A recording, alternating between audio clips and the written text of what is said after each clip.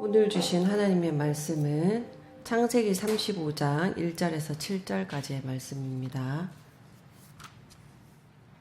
우리 한 절씩 나누어서 교독해 보도록 하겠습니다. 하나님이 야곱에게 이르시되 일어나 베델로 올라가서 거기 거주하며 내가 내 형 에서의 낯을 피하여 도망하던 때에 내게 나타났던 하나님께 거기서 제단을 쌓으라 하신지라. 야곱이 이에 자기 집안 사람과 자기와 함께한 모든 자에게 이르되 너희 중에 있는 이방 친상들을 버리고 자신을 정결하게 하고 너희들의 의복을 벗고 입으라. 우리가 일어나 베델로 올라가자. 내 환난 날에 내게 응답하시며 내가 가는 길에서 나와 함께 하신 하나님께 내가 거기서 제단을 쌓으려 하노라 하매 그들이 자기 손에 있는 모든 이방 신상들과 자기 뒤에 있는 귀걸이들을 야곱에게 주는지라. 야곱이 그것들을 세겜 근처 상수리 연마내에 묻고 그들이 떠났으나 하나님이 그 사면 고울들로 크게 두려워하게 하셨으므로 야곱의 아들들을 추격하는 자가 없었더라. 야곱과 그와 함께한 모든 사람이 가나안 땅 루스 곧 그들에 이르고 같이요. 그가 거기서 제단을 쌓고 그곳을 엘 베델이라 불렀으니 이는 그의 형의 낯을 피할 때에 하나님이 거기서 그에게 나타나셨음이더라. 아멘. 새해가 시작되니까 그 TV에서 방영되는 다큐멘터리며 또 세미나며 그런 내용들이 거의 AI에 관계된 것들입니다. 이제 AI 기술력이라는 게 상상 초월이고 또 속도나 효율성도 있지만 그런데 그에 따른 범죄 또 빈부 차이, 기후위기 등 고민할 부분도 많습니다. 그런데 생각해보면 하나님 나라라는 공동체잖아요. 그런데 사람을 양육하고 공동체가 되는 과정은 AI 시대에 비교하면 참 비효율적이고 얼마나 더딘지 모릅니다. 날마다 제자리를 걷는 것 같은 그러한 원점의 고백에서야 새로운 시작이 되는 세계가 하나님 나라인데 결국 이렇게 변화가 느려 터진 이 신앙의 시간들을 AI 시대에서 어떻게 견뎌낼 수 있을까 이런 저는 걱정이 염려가 조금 들더라고요. 그래서 앞으로 느림을 견뎌내는 성품이 신앙의 덕목이 되는 시대겠구나라는 그러한 생각도 좀 들었습니다. 왜냐하면 생각해보면 AI는 느린 걸 못하는 것 같더라고요. 그냥 단순하게. 그래서 참 교회가 이 느림에 의도적으로 머무는 그러한 영성으로 이 AI 시대를 건너는 교회 공동체가 되어야 됐구나. 그런 공동체가 됐으면 좋겠다. 그런 이제 하나님의 부르심을 입은 교회가 됐으면 좋겠다라는 그러한 이제 기도의 마음이 막 절로 들면서 그래 말씀을 통해서 결국 말씀을 통해서 그러한 시대의 조급함에 휘둘리지 않는 자리를 다시 찾아가자. 그런 마음으로 오늘 말씀을 함께 나눴으면 좋겠습니다. 오늘은 야곱이 나오잖아요. 야곱은 태어날 때부터 형의 발꿈치를 잡았습니다. 그러니까 조금이라도 앞서가려 했습니다. 목적을 위해서라면 수단과 방법을 가리지 않았고 가장 빠른 속도와 계산으로 어떻게 보면 장자권과 축복을 쟁취하려 했던 성취 중심적인 인물이었습니다. 그런데 이렇게 잘 나갔던 평생을 달려온 야곱이 막닥들인 어떻게 보면 다시 도로 원점의 지점은 야복강이었던 것 같아요. 형 에서라는 거대한 벽 앞에서 이때까지 자기가 모은 재산을 나누고 가족을 배치하는 그러한 모든 계산도 무용지물이 되어버렸습니다. 그리고 하나님은 야곱의 환도뼈를 치셨습니다. 그리고 환도뼈를 치게 되니 평생 절뚝거리는 느림보가 되었습니다. 자신의 힘으로는 빨리 도달할 수 없는 그런 육신의 한계를 잊게 되었습니다. 그렇게 하나님께서는 야곱의 속도를 늦추셨구나 라는 그런 이제 생각을 하게 되더라고요. 그리고 이제 창세기 34장 야곱의 가정이 디나의 강간 사건으로 오라버니 시몬과 레위가 세겜의 모든 남자를 죽임으로 응징합니다. 야곱은 세겜 사건 가운데 그들의 아들들, 자녀들은 통제불능이고 주변 족속들에게 몰살당할 위기에 처하자 34장 30절 후반에 보면 나는 수가 적은즉 그들이 모여 나를 치고 나를 죽이리니 그러면 나와 내 집이 멸망하리라 라며 이러한 극심한 두려움에 빠집니다. 그때 하나님께서 일어나 베델로 올라가서 거기 거주하며 제단을 쌓으라 말씀하십니다. 야곱이 형 에서의 얼굴을 피하여 빈손으로 도망치다가 하나님을 처음 만난 곳, 그곳이 베델, 그리고 야곱의 어떻게 보면 인생의 원점이 되는 곳, 하나님을 처음 만나 새롭게 시작하는 곳이 바로 베델입니다. 그렇게 하나님께서 야곱에게 베델로 올라가라 말씀해 주신 것처럼 야곱은 자기 집안 사람들 그리고 자기와 함께한 모든 자에게 명합니다. 우리가 일어나 베델을 올라가자. 내가 환난 날에 응답하시며 나의 길에 함께하신 하나님께 제단을 쌓으려 한다. 그러니까 너희 중에 있는 이방 신상들을 버리고 자신을 정결하게 하고 너희들의 의복을 바꾸어 입어라. 야곱과 그의 모든 가족들은 지난 10년간 세겜에 머물면서 세겜의 옷을 입었었습니다. 가나안의 문화, 세속적인 가치관, 그리고 성공한 부자 야곱의 정체성으로 그 세겜의 옷을 입고 세상 가운데 적당히 타협하며 살았습니다. 그런데 이제는 베델의 옷으로 갈아입어야 합니다. 제단을 쌓기 위해. 그리고 정결하게 하나님의 언약 안에 있는 하나님의 자녀라는 그러한 신분을 회복하는 그러한 선언과도 같이 의복을 바꾸어 입습니다. 세겜에서의 안주함 그리고 가나안의 문화 또 인간적인 욕망을 다 버려야지만 하나님이 나타나셔서 새롭게 또 시작하게 하는 그 지점, 새로운 은혜의 시작을 할 수 있기 때문에 하나님이 명하신 대로 또 그렇게 준비를 해야 합니다. 하나님은 야곱이 수십 년간 탕자처럼 돌아다니는 그 동안에도 28장에 창세기 28장으로 돌아가서 한번 이렇게 읽어보면 베델의 약속을 잊지 않고 베델 제단을 지키시고 기다리고 계셨습니다.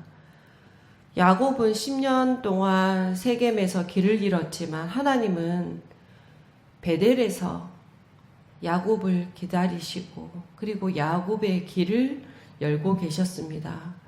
인간의 계산이 끝나고 다시 돌이키는 자리가 하나님의 역사가 시작되는 원점임을 교훈해 주시는 그러한 지점입니다. 그리고 4절에 보면 이에 모든 자들이 자기 손에 있는 모든 이방 신상들 그리고 자기 귀에 있는 귀고리들을 야곱에게 주었다 하였습니다.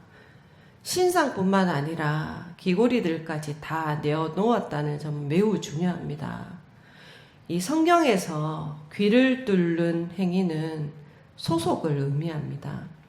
출애굽기 21장에 보면 종이 주인을 사랑하여 영원히 떠나지 않겠다고 할 때에 송곳으로 귀를 뚫어서 영구적인 종의 표식을 삼았습니다. 야곱의 가족들이 귀고리를 뺐다는 것은 그러니까 그동안 자신들을 얽매고 있던 그러한 세상의 종노릇을 청산한다는 선언과도 같습니다. 그리고 그 고대 근동에서는 악기가 귀를 통해 들어온다고 믿었기 때문에 그래서 이방 신의 문양이 새겨진 귀고리를 차서 이 자신을 보호하려 했던 주술적인 도구가 귀고리였거든요. 그 귀고리를 주술적인 도구로 삼았던 시대입니다. 그리고 이 귀라는 것은 결국 듣는 통로잖아요.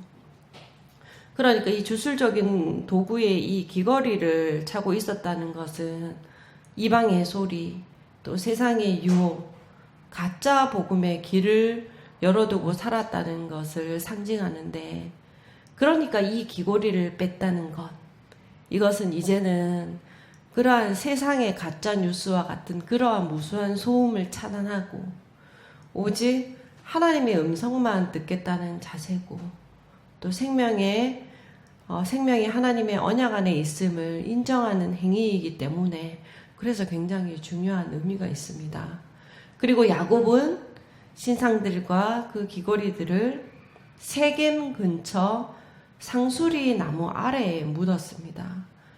이 성경에서 상수리 나무는 신성한 증거의 장소로 여겨진 나무입니다. 그래서 이것은 어떤 의미냐 하면 하나님이 지켜보시는 앞에서 나의 과거를 완전히 청산하겠다. 그러한 의미입니다. 그리고 이 상수리 나무는 그 시대에 종종 무덤으로도 사용되었습니다. 그러니까 야곱이 우상 신상들과 귀고리들을 나무 아래 묻은 것은 마치 보물을 그 깊은 곳에 보관한 것이 아니라 이것은 이 모든 것의 죽음, 그러니까 이 모든 것은 죽었다라는 장례를 치른 것과도 같습니다.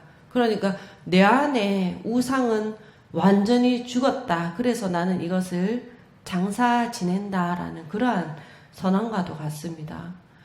그리고 이 세겜 상수리 나무 아래에 묻었다는 것이 굉장히 또 의미심장하게 생각되는 것은 아브라함이 처음 가나안에 들어와서 제단을 쌓은 곳도 세겜 모래 상수리 나무였습니다. 그러니까 야곱은 지금 할아버지가 첫 발을 내딛었던 그 상수리 나무 아래에서 자기 집안에 이때까지 많은 과정을 거쳐 모든 부정함을 지니고 있었던 모든 것을 묻고 가문의 어떻게 보면 영적인 그런 원점을 회복하는 모습처럼 그렇게 묵상이 되더라고요. 야곱이 또 그것을 세겜, 그러니까 세겜 그 상수리 나무 아래, 이 세겜이라는 지명도 굉장히 중요합니다. 세겜 근처라는 것은 야곱이 안주하려 했던 세상의 경계선을 이야기하는 거거든요. 그러니까 세겜이라는 것은 어떤 죄악의 한복판이 아니라 신앙을 잃지 않은 채 안주할 수 있다고 착각했던 자리입니다. 경계라는 게 여기 저기 한 발을 안에 들이면 바깥에 들이면 그렇잖아요. 왔다 갔다 할 수 있는 그 애매한 자리. 그래서 뭔가 안주할 수 있다고 착각했던 자리. 그런데 베델로 가기 전에 세상의 것은 세겜에서 다 정리합니다. 그리고 5절에 그들이 떠납니다. 즉 세상을 떠났는데, 세상이 무서워서 떠났는데 세상이 그들을 두려워하여 건들지 못하는 그런 말씀이 나오잖아요. 그리고 야곱과 그와 함께한 모든 사람이 가나안 땅 루스 곧 베델에 이르렀습니다. 그 베델은 30년 전에 야곱이 갔던 곳인데 그때 야곱은 혼자였습니다. 불안과 두려움 속에서 막 쫓기는 가운데 하나님을 겨우 만났습니다.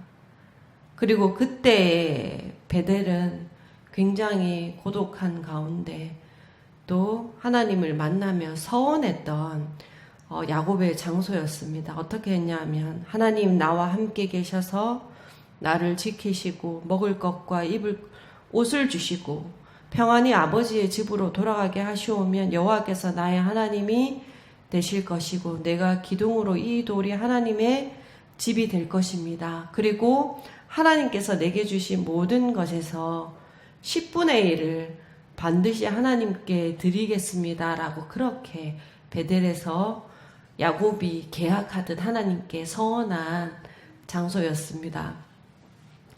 그런데 이제는 야곱은 혼자가 아니죠. 야곱 곁에는 아내들과 자녀들 그리고 수많은 식구들이 있습니다. 야곱 한 사람이 하나님의 그러한 경륜의 과정을 지나서 그 30년이라는 세월을 통과하여 공동체라는 열매를 맺어서 다시 베델로 돌아왔습니다. 어떻게 보면 참 느리고 느린 뭔가 멀리 돌아온 이 시간은 그런데 야곱이라는 한 씨앗이 썩어서 열매를 맺기까지 참 기다려주신 하나님의 인내의 시간이고 참 이 느리고 더딘 시간은 하나님의 사랑의 시간이었구나. 그리고 이것을 보면서 하나님은 우리 한 사람이 하나님의 사랑의 시간으로 돌아갈 때에 하나님은 우리를 통해서 가정과 공동체라는 풍성한 열매를 맺게 하시는 그 과정과 결과를 보게 하시는구나. 그분이 우리 하나님이시구나. 그래서 이제 야곱이 어떻게 보면 베델이라는 원점으로 돌아왔지만 원점에 야곱은 이 베델의 이름을 또다시 베델이라 부르지 않고 야곱이 홀로 나를 지켜주시면 뭐뭐 하면 11조를 드리겠습니다. 그렇게 어떻게 보면 거래하던 신앙에서 이제는 온 가족이 우상을 묻고 의복을 갈아입고 함께 예배하는 공동체적인 신앙 엘 베델로 성숙한 그의 고백으로 이름을 베델이라 하지 않고 엘 베델이라 하잖아요. 다양한 성격과 또 허물을 가진 가족들이 하나님의 제단 앞에서 모인 모습은 정확한 계산이 될 수 없는 인생들에게 참 복음이 임하여진 이 하나님 나라 생명 공동체의 해피엔딩의 모습을 보여주는 것 같습니다. 그래서 보면 참 하나님은 어떤 목표가 성취되는 결승점에서 우리를 기다리시는 분이 아니라 하나님은 우리의 인생 자리를 한 번도 참 떠나지 않으신 분이 하나님이시구나. 원점과 같은 끊임없이 뭔가 되돌아가는 뭔가 제자리와 같은 그러한 인생의 자리에 이르렀을 때 그런데 하나님은 그때 우리들에게 나타나시잖아요. 우리가 원점이라 여기는 그 자리로 돌아오기만 하면 하나님은 지체 없이 당신의 얼굴을 보여주시는 분이십니다. 그런데 오늘 말씀에 하나님께서 야곱에게 나타나실 때에 1절과 7절에 이렇게 되어 있습니다. 그의 형의 낯을 피할 때라는 그러한 표현이 계속 반복되어서 함께 말씀하고 있는데요. 저는 왜 이런 표현이 계속 함께 따라다닐까 이렇게 묵상하는 가운데 야곱과 같은 우리를 참 정말 잘 꼬집어 설명하는 그러한 표현이구나. 참 무릎을 딱 치게 되더라고요. 왜냐하면 야곱은 누군가의 얼굴을 피해 도망다니던 인생이었습니다. 처음에는 형 에서의 얼굴을 피해 베델로 도망갔고 나중에는 외삼촌 라반의 얼굴을 피해 가나안으로, 그리고 세겜 사건 이후에는 주변 부족들의 눈치를 보면서 또다시 도망자가 됩니다. 그러니까 세상의 복음은 사람들에게 끊임없이 인정받는 얼굴이 되라 말하지만, 그런데 진짜 하나님께서 말씀하시는 복음은 사람의 얼굴을 피해 도망쳐온 그 원점에서 하나님의 얼굴을 보여주더라는 것입니다. 사람이 사람의 얼굴을 보기 싫어하고 두려워하고 피하고 싶어 할 때, 그러나 하나님은 하나님의 얼굴을, 하나님의 영광스러운 얼굴빛을 비추어 주시는 분이시라는 거예요. 야곱은 형 에서의 얼굴을 보며 죽을 것 같아 도망쳤는데, 정작 하나님은 그 죽어 마땅한 죄인에게 자신을 직접 그 얼굴을 대면하여 보여주셨습니다. 그러니까 우리가 세상에서 실패하고 얼굴을 둘 수 없어 원점으로 돌아올 때 하나님은 고개를 숙인 우리의 얼굴을 들어 올리셔서 당신의 얼굴빛을 비추어 주셨다는 것이 참 오늘의 복음입니다. 그래서 우리의 자존감이라는 것이 이 하나님의 얼굴빛에서 나오는구나. 누가 뭐래도 우리가 당당하게 나아갈 수 있는 힘이 이 복음이구나라는 것을 다시 고백하게 됩니다. 하나님은 오늘의 나에게도, 어떻게 보면 우리들에게도 참 사람의 얼굴을 피해서 도망쳐온, 어떻게 보면 너덜너덜한 인생아 고개를 들어라. 내가 지금 여기 언제나 있다라고 말씀하시는 하나님의 얼굴이 우리들에게 주어지는 언약의 복이구나. 이게 복이구나 라는 것을 참으로 고백하게 합니다. 본문을 이제 마무리하면서 저는 그렇다면 야곱의 이렇게 인생, 오늘도 말씀 속에서 야곱의 이러한 삶을 묵상하면서 야곱의 가장 큰 실패는 무엇이었을까 이렇게 생각을 해볼 때에, 야곱의 실패는 오늘 본문에 비춰보니까 내가 참 면목이 없다라는 생각 속에 갇힌 그것이었구나. 그러니까 야곱은 평생을 가면을 쓰고 살았습니다. 형의 축복을 가로챌 때는 형의 가면을 썼고, 라반의 집에서는 유능한 일꾼의 가면을 썼고, 세겜에서는 성공한 족장의 가면을 썼습니다. 그런데 가면을 쓰면 쓸수록 그는 도망자가 되어야 했습니다. 진짜 얼굴을 들키는 것이 두려웠습니다. 그런데 하나님은 그에게 새 가면을 주시는 것이 아니라, 완벽한 가면을 주시는 것이 아니라 그의 가면을 완전히 벗겨주시는 분이었습니다. 야곱이 면목이 없어서 고개를 숙인 그 원점에서 하나님 당신의 얼굴 빛을 비추어 주셨습니다. 하나님은 야곱의 면목을 따지지 않으시고 오히려 하나님의 면전으로 그를 초대하셨습니다. 그러니까 우리가 다시 원점이다. 한숨 쉬며 다시 돌아가는 그 자리는 하나님이 가장 먼저 와서 사랑과 기다림으로 머무시는 머무름의 자리라는 것입니다. 그래서 우리도 오늘 이 야곱의 공동체의 과정 가운데 상수리 나무 아래 이들이 어떻게 보면 그들이 가지고 살았던 가짜 얼굴들을 다 묻고 결국에 하나님의 얼굴빛 아래에서 진짜 하나님의 형상으로 회복하는, 또 하나님의 또 자녀로 시작하는 그러한 시작이 열렸듯이 우리들도 그러한 원점인 것 같은데 다시 되돌아간 자리인 것 같지만 하나님께서 다시 얼굴빛을 비추어 참 은혜로 채워주시는 그러한 삶의 시작과 자리임을 고백하는 그러한 교회가 되기를 원합니다. 우리가 면목이 없어 고개를 숙인 그 원점에서 하나님께서 얼굴빛을 비추어 주신다는 이 복음이 참 오늘 우리를 다시 어둠에서 건져 빛으로 나가게 하는 참 복음으로 다시 고백하는 교회가 되기를 원하며 함께 기도하겠습니다. 우리 오늘은 제가 기도하기 전 몇 가지 또 함께 기도하고 제가 기도하고 마치도록 하겠습니다.